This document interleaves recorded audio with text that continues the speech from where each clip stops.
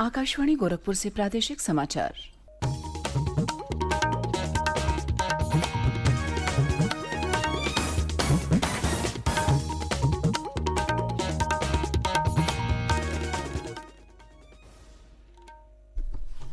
नमस्कार, समाचार बुलेटिन के साथ मैं शिवानी अरोरा। पहले मुख्य समाचार। राज्य में नगरीय निकाय चुनाव के दूसरे और आखिरी चरण के लिए प्रचार अभियान चरम पर। विभिन्न राजनीतिक दलों के नेताओं ने अपने अपने प्रत्याशियों के पक्ष में की जनसभाएं और रोड शो। मुख्यमंत्री योगी आदित्यनाथ ने कहा, मौजूदा सरकार समाज के सभी वर्गों को बिना भेदभाव के दे रही है कल्याणकारी योजनाओं का लाभ। राज्य में होने वाले विधानसभा उपचुनाव का चुनाव प्रचार थमा। 10 मई को स्वार और 96 विधानसभा सीटों पर होगा मतदान। और मुख्य सचिव दुर्गाशंकर मिश्र ने कहा, प्रदेश सरकार राज्य की सीमाओं पर बहुउद्देशीय हब बनाने के काम में लाएगी तेजी। अब समाचार विस्तार से। प्रदेश में नगरीय निकाय चुनाव के आखिरी चरण के लिए चुनाव प्रचार चरम पर है। इसी क्रम में भारतीय जनता पार्टी के वरिष्ठ नेता और मुख्यमंत्री योगी आदित्यनाथ ने कल बाराबंकी, मिर्जापुर और अयोध्या में पार्टी प्रत्याशियों के पक्ष में जनसभाओं को संबोधित किया। मुख्यमंत्री ने बाराबंकी में चुनावी जनसभा को संबोधित करते हुए कहा कि केंद्र और राज्य की डबल इंजन सरकार ने तुष्टीकरण की नीति को खत्म कर बगैर भेदभाव के आम लोगों के जीवन स्तर को मजबूती प्रदान की है। उन्होंने कहा कि राज्य की पूर्ववर्ती सरकारों ने तुष्टीकरण की नीति को अपनाकर समाज को बांटने का काम किया, जबकि मौजूदा सरकार समाज के सभी वर्गों को बिना भेदभाव के कल्याणकारी योजनाओं का लाभ दे रही है। श्री योगी ने कहा कि कानून व्यवस्था मजबूत होने से विकास के नए रास्ते खुलते हैं। उन्होंने कहा कि भाजपा सरकार ने लोगों के आवागमन को आसान बनाने के लिए न सिर्फ राज्य में कई एक्सप्रेस वे बनाए हैं, बल्कि नगर निगमों को केंद्र और राज्य सरकार स्मार्ट सिटी के रूप में विकसित कर रही है। श्री योगी ने पार्टी प्रत्याशियों को जिताने की अपील करते हुए कहा कि आपका मत विकास के नए आयाम तय करेगा। उधर अयोध्या में श्री योगी ने प्रबुद्ध जन समागम को संबोधित कर लोगों से पार्टी प्रत्याशियों को जिताने का आह्वान किया। श्री योगी ने मिर्जापुर जिले के लालगंज में 96 विधानसभा सीट के उपचुनाव में भाजपा अपना दल गठबंधन की प्रत्याशी रिंकी कोल के समर्थन में चुनावी जनसभा को संबोधित किया। इस दौरान केंद्रीय मंत्री अनुप्रिया पटेल भी मौजूद थीं।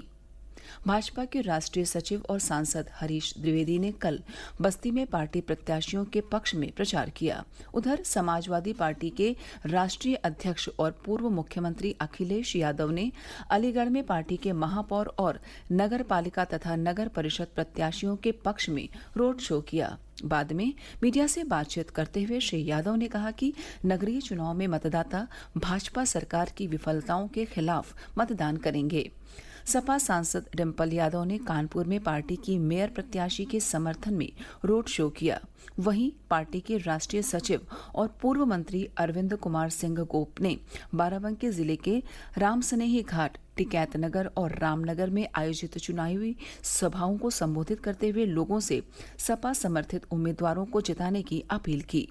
कांग्रेस के प्रदेश अध्यक्ष और पूर्व सांसद बृजलाल खाबरी ने आज बांदा में रोड शो के साथ साथ जिले के कई इलाकों में जनसभा और जनसंपर्क कर पार्टी प्रत्याशियों के पक्ष में मतदान करने की लोगों से अपील की। राज्य निर्वाचन आयुक्त मनोज कुमार ने सभी जिलों के निर्वाचन अधिकारियों और प्रेक्षकों को निर्देश दिए हैं कि वे नगरीय निकाय चुनाव के दूसरे चरण के दौरान मतदाताओं को निर्भीक और निष्पक्ष होकर वोट डालने के लिए उत्साहित करें। श्री कुमार ने आगामी 11 मई को होने वाले दूसरे चरण की चुनाव तैयारियों की समीक्षा के दौरान जिलाधिकारियों से कहा कि इस बात का विशेष ध्यान रखा जाए कि किसी भी पोलिंग बूथ पर मतदाता को अपना वोट डालने में किसी तरह की असुविधा न हो। राज्य निर्वाचन आयुक्त ने सभी जिलाधिकारियों से कहा कि वे मतदान के दिन वोटरों को नियमानुसार जरूरी सुविधाएं भी उपलब्ध कराएं। नगरीय निकाय चुनाव के दूसरे चरण में राज्य के शेष 38 जिलों में 7 नगर निगमों, 95 नगर पालिका परिषदों और 268 नगर पंचायत अध्यक्षों तथा 6,636 वार्डों में सदस्यों और पार्षदों का निर्वाचन कराया जा रहा है। प्रादेशिक समाचार आप आकाशवाणी गोरखपुर से सुन रहे हैं। यह समाचार बुलेटिन हमारे YouTube channel AIR news Gorakhpur और ट्विटर हैंडल AIR_GKP पर भी उपलब्ध है। राज्य में होने वाले 2 विधानसभा निर्वाचन क्षेत्रों के उपचुनाव के लिए कल चुनाव प्रचार समाप्त हो गया। आगामी 10 मई को रामपुर जिले की स्वार और मिर्जापुर जिले की 96 विधानसभा सीट पर मतदान कराया जाएगा। प्रदेश के मुख्य निर्वाचन अधिकारी अजय कुमार शुक्ला ने बताया कि इन विधानसभा सीटों के मतदाताओं के लिए वैकल्पिक फोटो पहचान पत्रों में आधार कार्ड, मनरेगा जॉब कार्ड, बैंकों, डाकघरों द्वारा जारी किए गए फोटो युक्त पासबुक, श्रम मंत्रालय की योजना के अंतर्गत जारी स्वास्थ्य बीमा smart card, driving licence, PAN card मान्य होंगे। श्री शुक्ला ने कहा कि उपचुनाव के मद्देनजर 10 मई को सुबह 7 बजे से शाम 6:30 बजे के बीच किसी प्रकार के एग्जिट पोल के आयोजन करने तथा प्रिंट या इलेक्ट्रॉनिक मीडिया द्वारा इसके नतीजे के प्रकाशन या प्रचार अथवा किसी भी अन्य तरीके से उसका प्रचार प्रसार करने पर प्रतिबंध रहेगा। प्रदेश सरकार राज्य की सीमा के नजदीक बहुउद्देशीय हब बनाने और बेहतरीन सुविधाएं उपलब्ध कराने के लिए प्रतिबद्ध है। यह बात कल लखनऊ में मुख्य सचिव दुर्गाशंकर मिश्र ने इंडो नेपाल बॉर्डर मार्ग परियोजना और अंतर्राष्ट्रीय अंतर्राज्यीय सीमा पर मल्टीपर्पज हब के निर्माण की प्रगति की समीक्षा करते हुए कही। श्री मिश्र ने कहा कि यह हब प्रदेश की छवि को बदलने में अहम भूमिका निभाएंगे।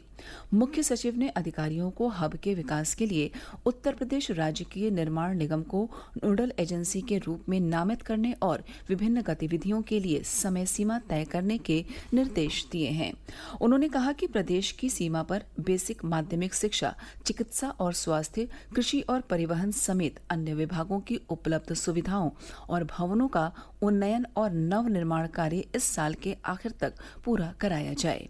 इंडो नेपाल बॉर्डर मार्ग परियोजना के दूसरे चरण में करीब 1,692 करोड़ रुपए से 232 किलोमीटर लंबे सड़क मार्ग के निर्माण की कार्यवाही प्रक्रियाधीन है।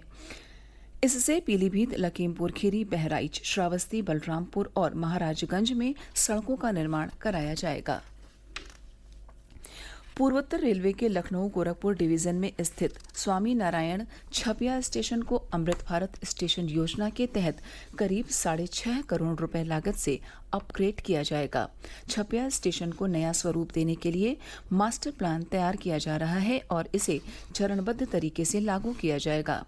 कार्य योजना के तहत स्थानीय कला और संस्कृति को शामिल करते हुए इस स्टेशन का सौंदर्यीकरण किया जाएगा तथा यात्रियों को सभी आधुनिक सुविधाएं मुहैया कराई जाएंगी।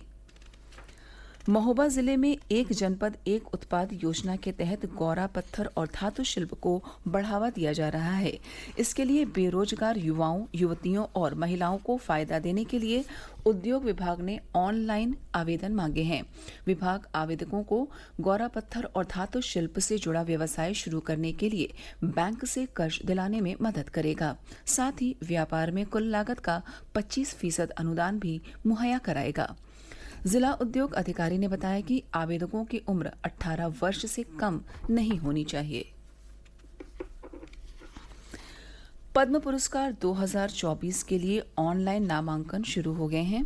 इस साल पद्म पुरस्कारों के लिए नामांकन 15 सितंबर तक किए जा सकेंगे। गृह मंत्रालय ने कहा कि पद्म पुरस्कारों के लिए नामांकन या सिफारिशें राष्ट्रीय पुरस्कार पोर्टल पर ऑनलाइन प्राप्त की जाएंगी। पुरस्कार की घोषणा अगले साल गणतंत्र दिवस के अवसर पर की जाएगी। और अंत में इस बुलेटिन के मुख्य समाचार एक बार फिर।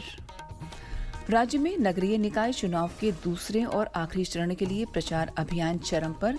विभिन्न राजनीतिक दलों के नेताओं ने अपने अपने प्रत्याशियों के पक्ष में की जनसभाएं और रोड शो। मुख्यमंत्री योगी आदित्यनाथ ने कहा, मौजूदा सरकार समाज के सभी वर्गों को बिना भेदभाव के दे रही कल्याणकारी योजनाओं का लाभ। राज्य में होने वाले विधानसभा उपचुनाव का चुनाव प्रचार थमा। 10 मई को स्वार और 96 विधानसभा सीटों पर होगा मतदान। और मुख्य सचिव दुर्गाशंकर मिश्र ने कहा, प्रदेश सरकार राज्य की सीमाओं पर बहुउद्देशीय हब बनाने के काम में लाएगी तेजी। इसी के साथ प्रादेशिक समाचार समाप्त हुए। नमस्कार।